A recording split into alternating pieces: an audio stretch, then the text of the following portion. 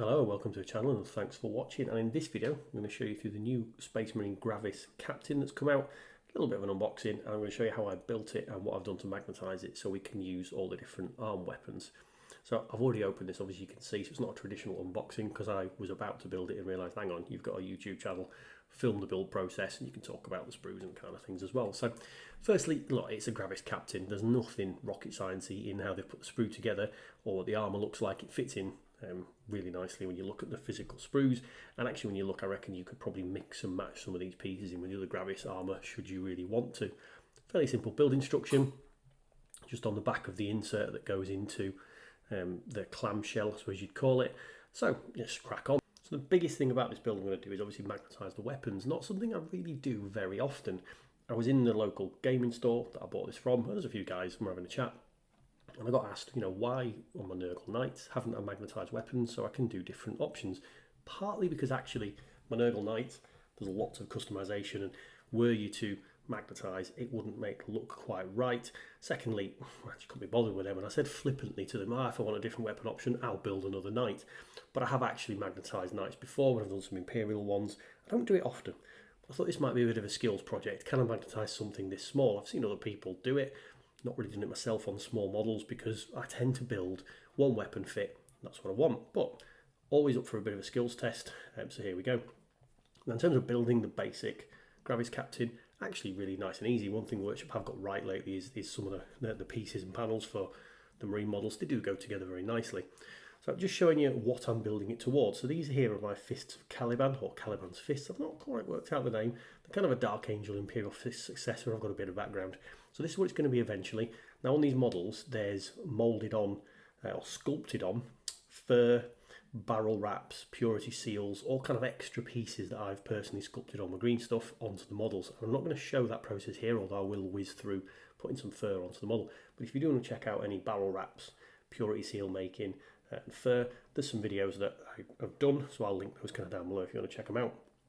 So got to the point of building it, and you'll see on the Caliban's Fist models I showed you, I have Dark Angel and Imperial Fist iconography on the shoulders, and you can see more details of the barrel wraps and things there on a unit I've not finished. So I wanted to continue that. Now the right shoulder has got built-in cloth, or robe I suppose you'd call it. The left shoulder hasn't, so just a quick replacement of the left shoulder pad. Now I thought it'd be nice and easy, but actually the left shoulder pad they've made here is kind of filled in, so it is very model specific. So the pads are the same size as the normal Gravis pads, so you can use, like I'm doing here, an Imperial Fist pad. They're exactly the same size, just measuring it up, but it meant I need to fill in those gaps, and I chose to do that with a bit of green stuff, just so that it would sink into that left shoulder properly. So all these pieces can be used on a normal Gravis armour, and you could mix and match, but there might have to be a little bit of cutting out because they've kept that kind of shoulder pad slightly different. Now green stuff's great gap filler. All I've done here, dot of super glue on either side of the contact point, and that dot of green stuff in, and when you press that down it will sort of mould out around those gaps and just enable it to fill relatively quickly and easily, and then just dig out a sculpting tool and kind of fill the gap in and make it look pretty, because you don't want lumps of green stuff sticking out. When you do that, keep your sculpting tool wet so it won't stick to the green stuff, and your job done. Important to remember as well, there's super glue here that will ooze out onto your sculpting tool. You'll see a bit of white stuff on the end of the sculpting tool there possibly, and that's just where the super glue's hit the water and it oxidises or sets, but you can just scrape that off afterwards, so no kind of problem. Now continuing the build, again, simple build, pieces go together nicely. I think going back a number of years, if you were to build,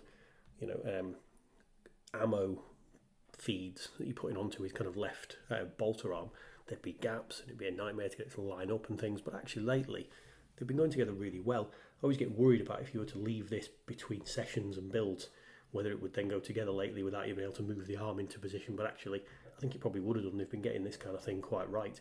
You can see here deploying the tweezers because there are some small cables and pieces on this model, not too bad though. I'm just getting it now. One thing on the model I didn't like, the servo skull that's going onto his shoulder.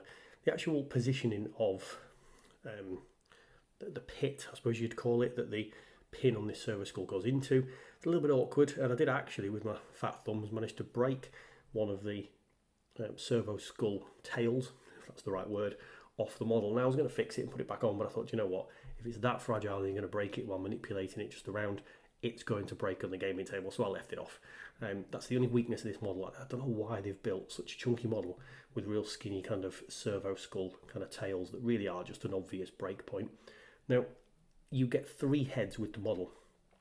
You could, if you wanted to, magnetise or set 3 separate heads, but you'd have to put the magnets in at an earlier stage before you put the body together. I just wanted to pick 1 head, and it was the weapons that I was really concerned about having options on. So a really nice looking model at this point. Ordinarily, I would have just glued on the chainsword, because that's the coolest looking weapon, and cracked on. But what I've done is all 3 separate weapons, I'm going to clean them up, and then show you what the magnetisation process actually is.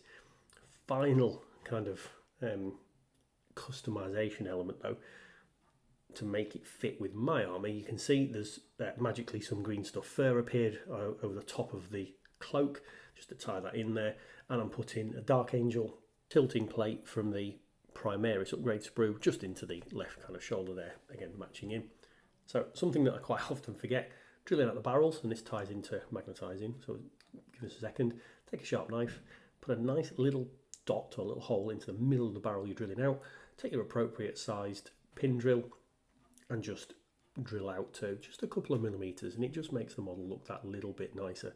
I don't always remember to do this, I do try, and especially on character models because it does look good, just adds that extra depth.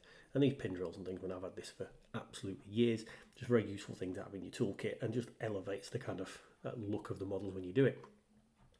So I picked up some magnets. Now these are 2mm by 1mm magnet. This just happens to be what the local hobby store stocks. Now, before you start magnetising, make sure you've got a drill bit that is slightly wider than the magnets, because you want to drill a hole, recess it in and put the magnet into the model. You don't want the magnet standing proud of the model, which a lot of people fall into that trick. The beauty of having these 3 arms that are going on is they're 3 arms from the same model. So as long as you put the dot in the same place on all 3 of those arms, you know the magnets are going to be in the same place. What can happen with magnets though is you put them into the wrong polarity into the model. So all I'm doing here is I'm just taking some paint, just blue for body, and painting the end of the magnet stack, because they all come stacked and stuck together, with blue, so that I know which end and which facing of the magnets I need to be putting in the hole of the model. And you'll see what I mean in a second. So I've drilled the hole into the arm, and I'm just putting the end of that stack into the arm, just measuring that that magnet is going to be fully covered and recessed into the arm. And when I'm comfortable that is, and this is all the same build session, so this green stuff is the same stuff I've mixed already, I'm just dropping a tiny dot of green stuff into the recessed pit in the arm that we've done, banging a bit of super glue down in there as well, and that's going to obviously hold the magnet in, as well as just the glue. The green stuff is going to merge around because the hole is slightly bigger than the magnet we said before. Now then you take the magnet stack, I really should have cleaned away the pin drills, take the magnet stack and drop the end into the hole that you want to drop into the body, and kind of slide it sideways. You can see there one of the magnets has maintained and stayed in the hole of the arm, and just clean it up a little bit with a sculpting tool. So now as long as you follow that process and you take the same end of that magnet stack, push the end in and then slide it out, you are always going to have the polarity of the magnets correct that you're putting in. So I've done the other 2 arms, and now it's the body. Now the beauty of these arms is you've got kind of the joint, circular joint part that is in the same place on all the arms. That is reflected on the main part of the model, so you can quite easily work out where to drill the hole and obviously make it very central. And you see there I've done the absolute reverse of what we did in the weaponry. So this time when I've pushed the magnet stack in, I've pushed the blue painted end into the body, and then you are going to get the polarity correct. So you can see there straight on, and go straight onto the model, and just checking that I've not made a mistake. I knew I hadn't, but it's always worth checking that they're all correct before the glue and the green stuff starts drying. Now you will always find when you use magnets, there's not going to be that perfect join like you would get if you glue it together.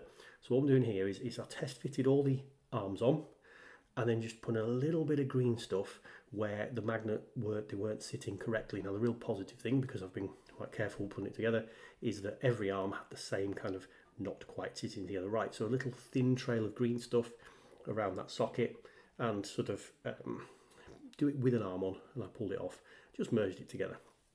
So there's the finished article, just flicking between all 3 of the weapon options. A lot simple, fairly easy to do this, and you can see here I've put some more detail onto the armor panels.